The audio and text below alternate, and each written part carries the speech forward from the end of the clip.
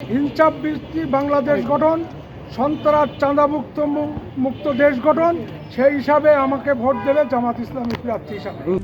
RICL TMX, যুগের পর যুগ স্থাপনা থাকে মজবুত। আমি নির্বাচনের পরিবেশ নিয়ে সন্তুষ্ট আশা করছি। আবার একদিকে আশা করছি এক শ্রেণীর লোক আছে যে এই নির্বাচনকে বানচাল করার চেষ্টা করছে, আর সন্ত্রাসী একটা মনোভাব এক গোষ্ঠী আছে, সেই গোষ্ঠী উঠে পড়ে রাখছে।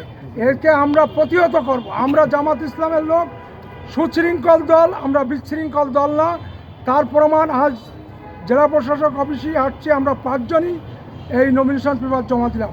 আমাদের এখানে লোক ছিল, তা আমরা 5 জনই গেছি। আমরা সুশৃঙ্খলভাবে চলি, আমরা বিশৃঙ্খলভাবে চলি।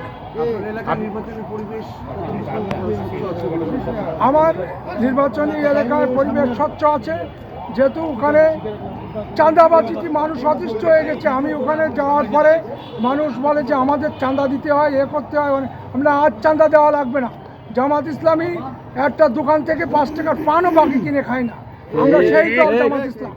কেন চাঁদা নেবে, কেন সন্ত্রাসী কার্যকলাপ করবে? এই প্রতিহত করার জন্য আমি খুলনা 1 আসন 90 টাকা থেকে নমিনেশন নিয়ে ওনাদের পাশে আছি, পাশে থাকবো। সন্ত্রাস মুক্ত 1 আসনকে উপহার দেবো।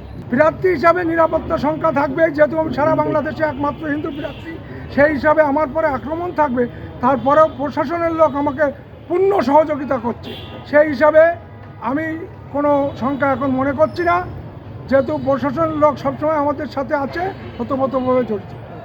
সবাইকে ধন্যবাদ জানিয়ে ব্যাপক সাড়া পাচ্ছি।